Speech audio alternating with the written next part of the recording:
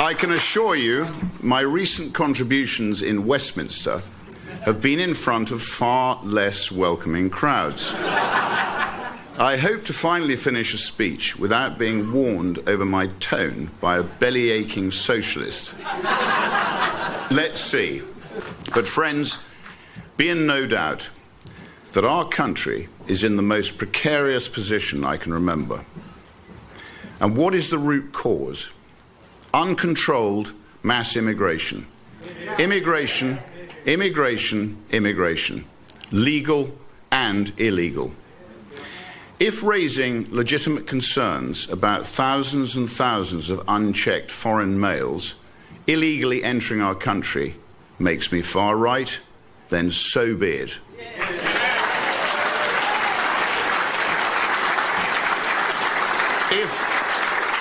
If objecting to these men, often from alien cultures that hold no respect for women, being housed in luxury accommodation at taxpayers' expense makes me a racist, then so be it.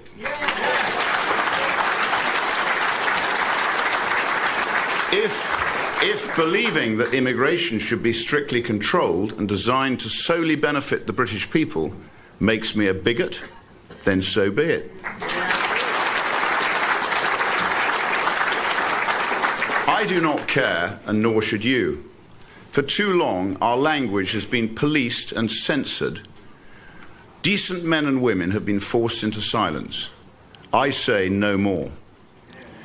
What has that sinister attitude led to? The mass rape of young working-class white girls by mainly Pakistani men on an industrial scale. That is a rotting stain on our country's history. I do not say this lightly, but it makes me ashamed to be British. We failed those girls, and heads must roll.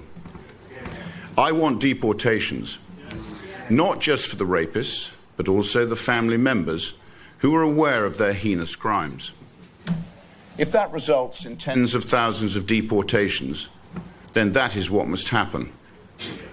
I want prosecutions for anyone in any position of authority who knew about these savages and did nothing, or even worse, concealed their crimes. Not just their dismissal, criminal prosecutions must follow.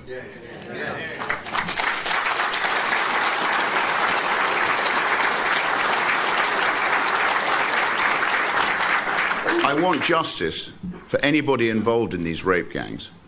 Should feel the full force of the law. Race and religion must protect no one. As a country, how did we let this happen to those poor young girls?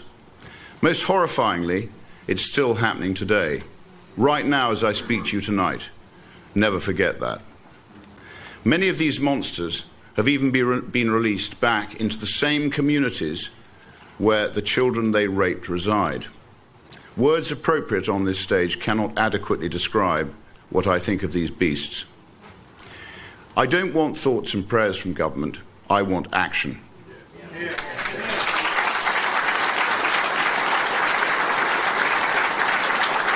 Deportations of foreign nationals who have come to our country and committed serious crimes against the British people. Deportations of those arriving in our country illegally.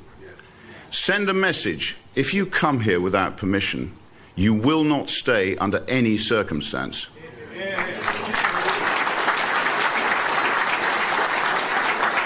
Two words: detain, deport. Deportations of those living in our country illegally. Recent estimates stated that up to 1 in 12 individuals living in our capital city are illegal migrants. I pushed the Home Office for a full review into the impact of illegal migrant crime on British women and girls. They refused. Typical. I ask, as I often do, who is this Home Office supposed to be serving? Between the 5th of July last year to the 4th of January this year, there were just 4,390 enforced returns of people with no legal right to remain. It's pathetic. In a recent debate with an immigration lawyer, another profession pork-barreling a living, I was told that a deportation scheme on the scale required would be impossible, as it would take a flight leaving every hour. That sounds like a very good starting point to me.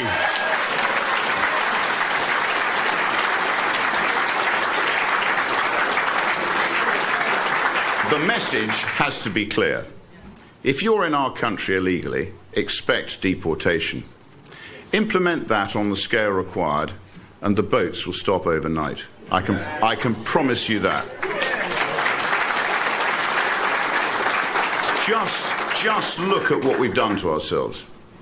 There is only one chance to save this country, and that is by electing a reform government in 2029 or before. We have been shown the way by one Donald John Trump.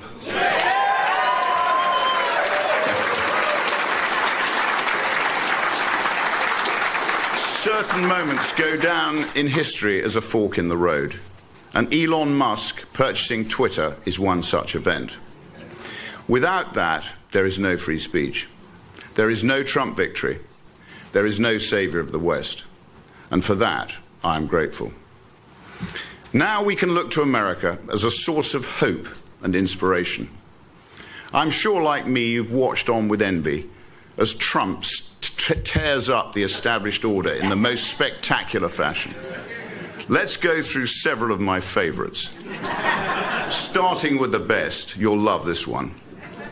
He shut down all DEI programs within the federal government with immediate effect. Glorious music to my ears. We should call DEI what it is: anti-white racism. We must eradicate the poisonous diversity industry, scrap every DEI-related job, and judge people on merit and merit alone.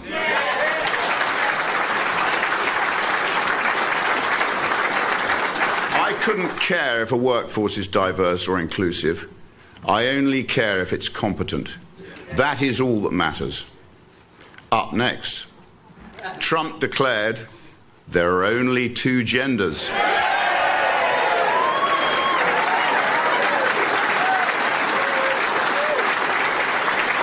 Male and female.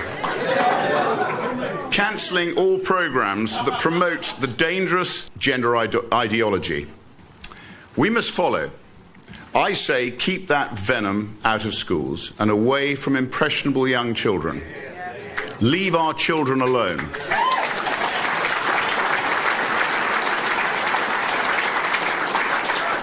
What about on government efficiency?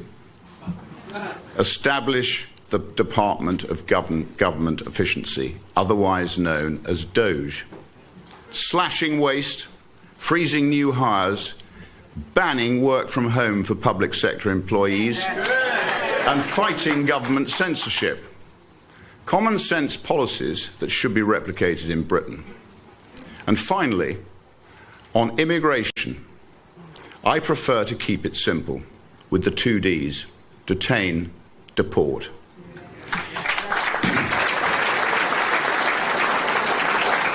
This is how to properly govern.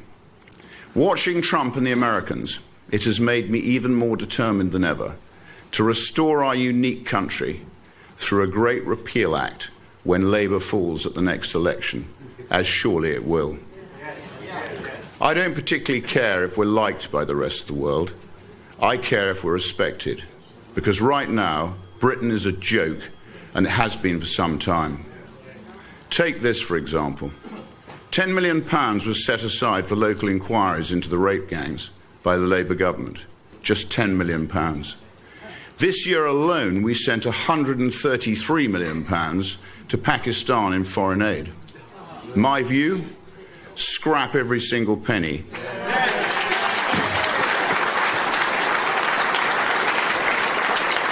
Or at the very least, use it as a weapon to force the Pakistani government to accept their deported rapists and criminals. I want the British government to put the British people at the top of the agenda. We should make no apologies for that. Learn from Trump. Let's be unapologetically patriotic. Slash tax across the board. Enforce the border. Deport those with no right to be here. Accept biological reality. Fight back against wokery. Bulldoze nonsensical foreign aid. Eradicate DEI. Deliver sensible infrastructure. Carpet bomb public sector waste. Brutally crack down on crime. And plenty more.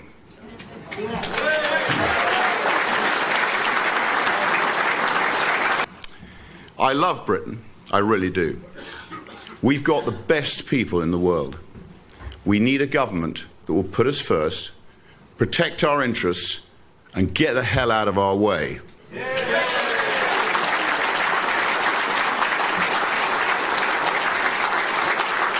We must all work together to ensure that Britain's relentless decline under numerous inept and pathetic governments comes to an end at the next general election. Then the Great Repeal Act can be followed by overdue national restoration. Let's make Great Britain great again. Thank you.